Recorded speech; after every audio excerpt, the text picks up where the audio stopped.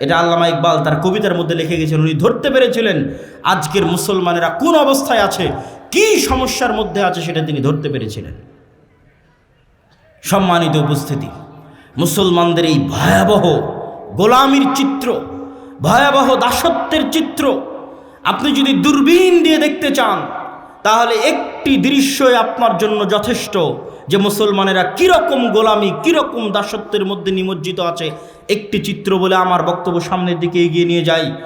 সারা বিশ্ব থেকে, শুধু বাংলাদেশ নয়, Bangladesh, Pakistan, Malaysia, Syria, Libya, Yemen, মিশর, আফ্রিকা, সারা বিশ্ব থেকে মুসলমানেরা অবৈধ উপায়ে ইউরোপ এবং আমেরিকা যাওয়ার জন্য, ইউরোপের কান্ট্রিগুলোতে যাওয়ার জন্য লিবিয়ার নদী বন্দর, সমুদ্র বন্দরে জমা হয়। এরা রোহিঙ্গাদের মতো করে বাতাস দিয়ে ফুলানো নৌকায় চড়ে, যেই নৌকাতে 300-400 জন আরোহী উঠে। এই 300-400 জন আরোহী নিয়ে এই নৌকা হয় ডুবে যাবে, আর না হয় ইউরোপ তাদেরকে ভিক্ষা দিবে শরণার্থী হিসেবে, যে আসো আমার দেশে থাকো, গোলামি করো, শরণার্থী হিসেবে ভিক্ষা দিবে। এরা আবার ওই দেশে গিয়ে কি করবে? আপনি ইউরোপে যতজন মুসলমান আছে, আমেরিকায় যতজন মুসলমান আছে, তাদের আমি ছোট করছি না, কখনোই না, কিন্তু মুসলমানদের সামাজিক অবস্থান দেখাচ্ছি। তাদের জিজ্ঞেস করবেন যে ইউরোপ আমেরিকায় মুসলমানেরা কি করে, মুসলমানেরা কয়জন ডাক্তার, কয়জন বিশ্ববিদ্যালয়ের প্রফেসর, কয়জন বিজ্ঞান ইনস্টিটিউটের মালিক, কয়জন ব্যবসায়িক কোম্পানির মালিক?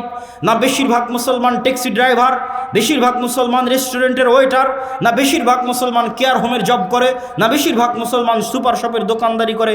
খোঁজ নিয়ে দেখবেন।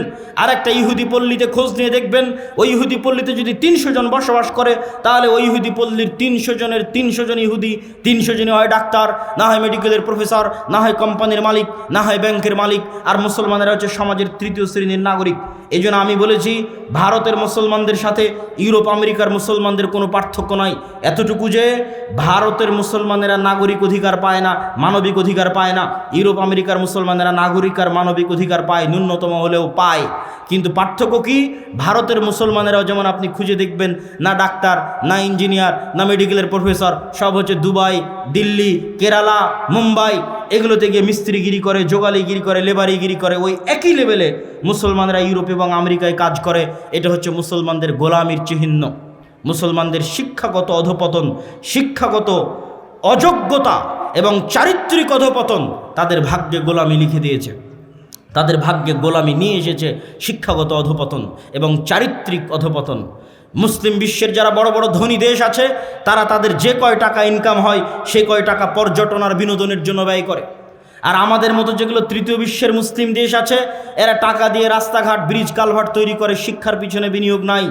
অর্থনৈতিক উন্নয়নের পিছনে, ব্যবসায়িক প্রতিষ্ঠানের পিছনে, নতুন ব্যবসায়িক খাতের পিছনে, স্বাস্থ্য সেবার পিছনে বিনিয়োগ কম।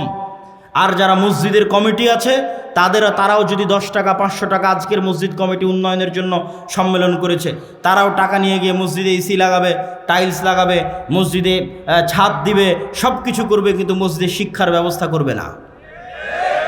তাহলে সারা বিশ্বের মুসলমানদের কাছে শিক্ষা 2 নাম্বার, আর ইউরোপ আর আমেরিকার কাছে শিক্ষা 1 নাম্বার। বাংলাদেশে ব্রাক কয়টা এরকম জালসা আয়োজন করেছে?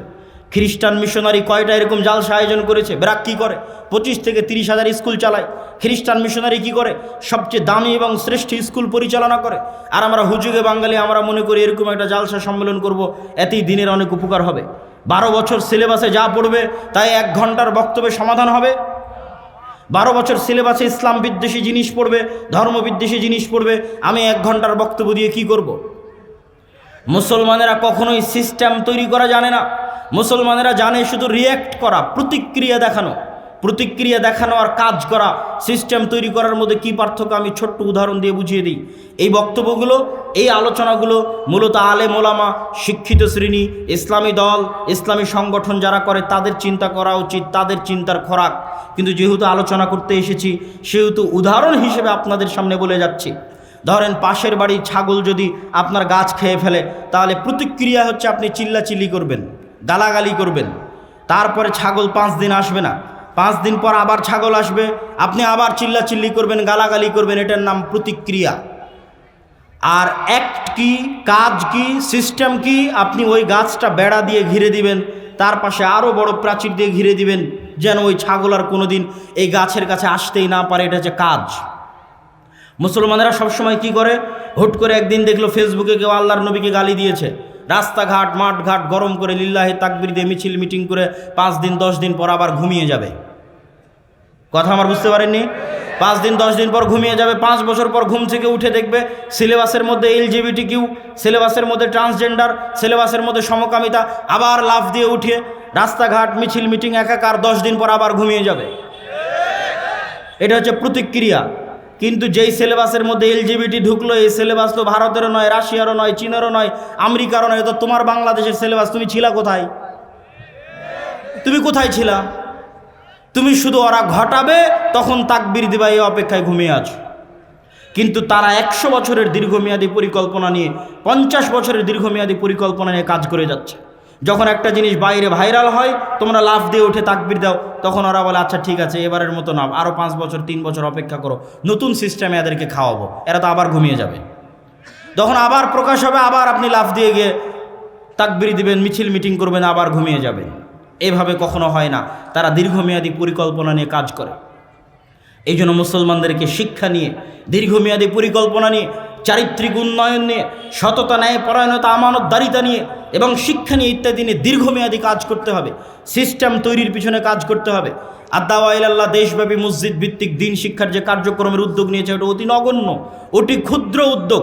এটা আমি তাকবীর দিয়ে সমাবেশ করে, জনসমাবেশ তৈরি করে আপনাকে দেখাতে পারবো না যে কত লোক এটা অনুসরণ করতেছে বা মানতেছে। কেননা এটা দল নয় যে আপনাকে দেখাবো এখানে হাজার হাজার মানুষ। এটা শিক্ষার বিষয়।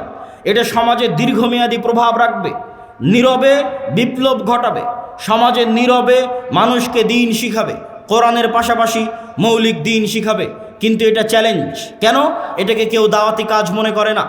আমাদের যুবক সমাজ মনে করে দাওয়াতি কাজ মানে জালসা আয়োজন করতে হবে, দাওয়াতি কাজ মানে কোনো দলে যোগ দিয়ে পদ নিতে হবে, কোনো মিছিল মিটিংয়ে যুক্ত হতে হবে, তাকবীর দিতে হবে। তারা কখনই মনে করে না দাওয়াতি কাজ মানে শিক্ষা। তারা মনে করে মসজিদে মক্তব্য কমিটি চালাবে আর ইমাম চালাবে। জি না, এটাই দাওয়াতি কাজ। আপনার মাথায় যখনই মাথায় আসবে যে আপনি দাওয়াতি কাজ করবেন, তখন আপনার মাথায় যেন আগে শিক্ষা আসে যে অত্র অঞ্চলের সকল মুসলমানের সন্তান কোরআন শিখলো কিনা, আপনি নিজে কোরআন জানেন কিনা, অত্র অঞ্চলের সকল মুসলমানের সন্তান দিন শিখলো কিনা, আপনার কাছে নিজের কাছে দিনের মৌলিক জ্ঞান আছে কিনা। না থাকলে বাড়ি বাড়ি গিয়ে দাওয়াত দিয়ে দিয়ে কমিটিকে বুঝিয়ে ওই বাচ্চাদেরকে মসজিদে নিয়ে এসে আদ-দাওয়া ইলাল্লাহর সহযোগিতা নিয়ে, ট্রেনিং নিয়ে উক্ত মসজিদে দিন শিক্ষার ব্যবস্থা বাস্তবায়ন করবেন। এটাই দাওয়াতি কাজ। এখন পর্যন্ত আমরা 3 ব্যাচে 100-র অধিক শিক্ষককে ট্রেনিং দিয়েছি। যে ট্রেনিংয়ে আসবে তার যাতায়াত খরচ জামিয়া সালাফিয়ার ওপর, দাওয়া ইলাল্লাহর ওপর।